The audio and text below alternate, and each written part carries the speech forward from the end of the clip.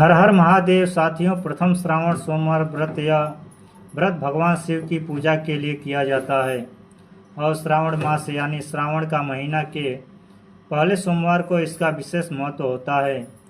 श्रावण मास को भगवान शिव का प्रिय महीना माना जाता है। इस मास में की गई शिव उपासना का पुण्य कई गुना बढ़ जाता है। प्रथम सोमवार का व्रत विशेष रूप से मनोकामनाओं की पूर्ति के लिए किया जाता है, चाहे वह विवाह की इच्छा हो, संतान सुख हो, नौकरी या अन्य किसी प्रकार की सफलता। शास्त्रों में उल्लेख है, जो भक्त प्रथम सोमवार का व्रत की कथा श्रद्धा से सुनता है उसे वही फल प्राप्त होता है जो वर्षों की पूजा पाठ से मिलता है। प्रिय साथियों, कथा को अंत तक अवश्य सुनें, क्योंकि कौन जाने यही प्रथम श्रावण सोमवार व्रत आपके जीवन की दशा और दिशा दोनों बदल दे। प्रथम सोमवार का व्रत की कृपा प्राप्त करने के लिए कमेंट में हर हर महादेव अवश्य लिखें। अब प्रारंभ करते हैं प्रथम सोमवार का व्रत की यह दिव्य कथा। बहुत समय पहले की बात है। एक छोटे से गांव में गंगा किनारे एक निर्धन ब्राह्मण रहता था। उसका नाम था दीनदयाल।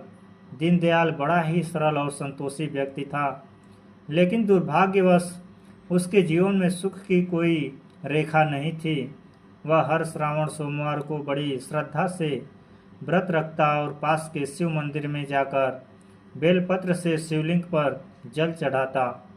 उसकी भक्ति में कोई कमी नहीं थी, पर उसकी गरीबी दिन ब दिन बढ़ती जा रही थी।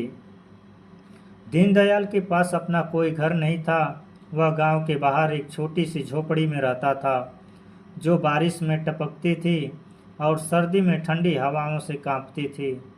उसके पास खाने को भी कुछ नहीं था। वह सुबह से शाम तक गांव में घूम घूम कर भिक्षा मांगता और जो कुछ मिल जाता उसी से अपना पेट और अपने पत्नी का पेट भरता। उसकी पत्नी रमा बड़ी ही धार्मिक और सुशील स्त्री थी। वह हर मुश्किल में दीनदयाल का साथ देती और उसे हिम्मत बंधाती। एक दिन दीनदयाल भिक्षा मांगने निकला, लेकिन उस दिन उसे कुछ भी नहीं मिला। वह शाम तक पूरे गांव में घूमता रहा, पर किसी ने उसे कुछ नहीं दिया। वह खाली हाथ अपनी झोपड़ी में लौटा। रमा उसका इंतजार कर रही थी। जब उसने दीनदयाल को खाली हाथ देखा तो उसकी आंखें भर आई। क्या हुआ स्वामी? रमा ने पूछा। आज कुछ भी नहीं मिला।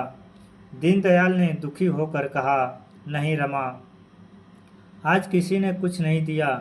लगता है आज हमें भूखे ही सोना पड़ेगा। रमा ने दीनदयाल को ढांढस बंधाया और कहा, कोई बात नहीं स्वामी, भगवान शिव पर विश्वास रखो, वे हमारी जरूर सुनेंगे। उस रात दीनदयाल और रमा भूखे ही सो गए। दीनदयाल को नींद नहीं आ रही थी। वह अपनी गरीबी और लाचारी पर विचार कर रहा था। उसे लग रहा था कि भगवान ने उसे बिल्कुल भुला दिया है।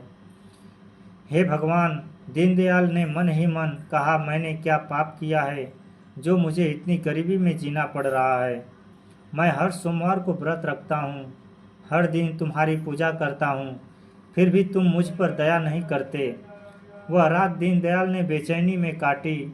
सुबह हुई तो वह फिर से भिक्षा मांगने निकला। उस दिन में उसे कुछ नहीं मिला। वह निराश होकर लौट रहा था कि रास्ते में उसे एक साधु मिला। साधु ने दीनदयाल को देखकर कहा, क्यों उदास हो वत्स, क्या बात है? दीनदयाल ने साधु को अपनी सारी कथा बता दी। साधु ने दीनदयाल की बात ध्यान से सुनी और फिर कहा, तुम्हारी भक्ति में कोई कमी नहीं है वत्स, लेकिन तुम्हें अपनी भक्ति को और गहरा करना होगा। तुम्हें भगवान शिव को प्रसन्न करना होगा। मैं क्या करूं महाराज? दीनदयाल ने पूछा। मैंने तो सब कुछ कर लिया। साधु ने कहा, तुम एक काम करो, तुम आज रात शिव मंदिर में ही सो जाओ। भगवान शिव स्वयं तुम्हें दर्शन देंगे और तुम्हारी मनोकामना पूरी करेंगे। दीनदयाल ने साधु की बात मान ली। वह उस रात शिव मंदिर में ही सो गया। आधी रात को उसे एक सपना आया। सपने में भगवान शिव प्रकट हुए। उनका तेज इतना अधिक था कि दीनदयाल की आंखें चौंधिया गई। दीनदयाल से भगवान शिव ने कहा, मैं तुम्हारी भक्ति से प्रसन्न हूँ, तुम मुझसे जो चाहो मांग सकते हो। दीनदयाल ने भगवान शिव के चरणों में गिरकर कहा, हे भगवान, मुझे कुछ नहीं चाहिए, बस मेरी गरीबी दूर कर दो। भगवान शिव मुस्कुराए और कहा, तथास्तु, तुम्हारी गरीबी दूर हो जाएगी। तुम कल सुबह उठकर देखना, तुम्हारी झोपड़ी सोने से भर जाएगी। दीनदयाल की नींद खुल गई। वह घबरा कर उठा और अपनी झोपड़ी की ओर भागा। जब उसने अपनी झोपड़ी देखी तो उसकी आंखें फटी की फटी रह गई। उसकी झोपड़ी सचमुच सोने सोने से भरी हुई थी। यह क्या है? दीनदयाल चिल्लाया। यह सब कैसे हुआ? उसी समय रमा भी वहां आ गई। उसने भी सोने से भरी झोपड़ी देखी और आश्चर्य से चिल्ला उठी, यह सब क्या है स्वामी? क्या यह सच है? दीनदयाल ने रमा को रात का सपना बताया। रमा खुशी से रोने लगी। भगवान शिव ने हमारी सुन ली। रमा ने कहा, अब हम कभी गरीब नहीं रहेंगे।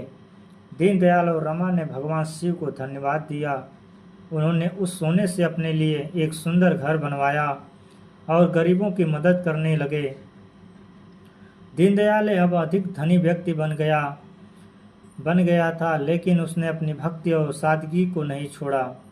वह हर श्रावण सोमवार को व्रत रखता और शिव मंदिर में जाकर जल चढ़ाता।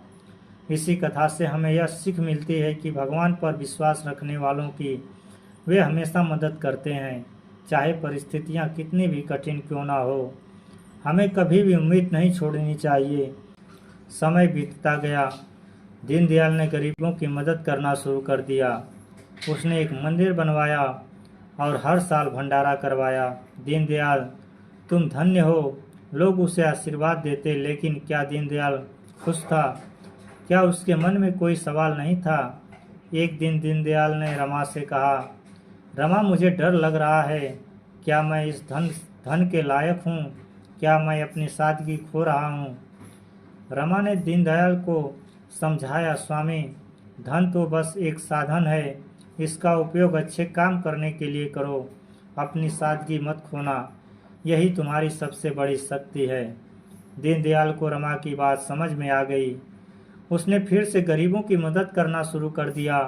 उसने एक स्कूल बनवाया और बच्चों को मुफ्त में शिक्षा दी। दीनदयाल, तुम सचमुच भगवान के दूत हो।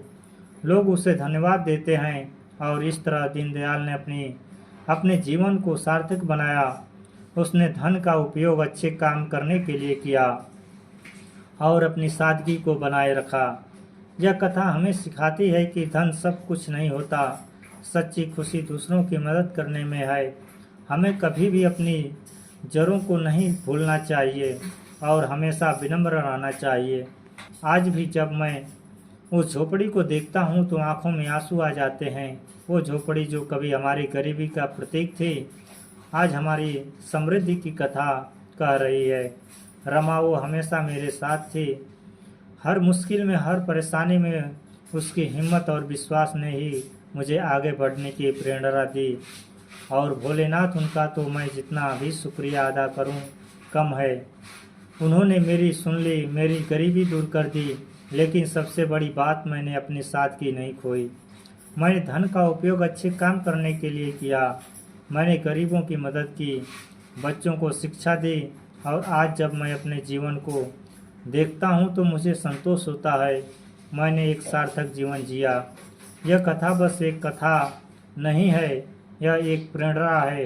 यह एक संदेश है कि हमें कभी भी उम्मीद नहीं छोड़नी चाहिए। हमें हमेशा भगवान पर विश्वास रखना चाहिए और अच्छे काम करते रहना चाहिए। उसने अपने मन से लालच और इच्छा को दूर किया। उसने गरीबों से प्रेम किया और उनकी सेवा की और फिर उसे असली खुशी मिली। वो खुशी जो धन से नहीं मिलती, मन से मिलती है। धन्यवाद भगवान शिव। दीनदयाल ने आसमान की ओर देखा, अपने मेरी आँखों खोल दी और उस दिन से दीनदयाल ने अपना जीवन गरीबों की सेवा में समर्पित कर दिया। उसने जाना कि सच्ची दौलत तो दूसरों की मदद करने में है। काश हर कोई यह समझ पाता। दीनदयाल ने आह भरी। उसकी आंखों में आंसू थे, पर वह आंसू खुशी के थे। वह दीनदयाल नहीं। दीनदयाल ने गहरी सांस ली। उसकी आवाज़ में दर्द और खुशी का मिश्रण था। वो गरीबों को लाचारी पर पहल एक इम्तिहान था, उसने याद किया। वैसे तो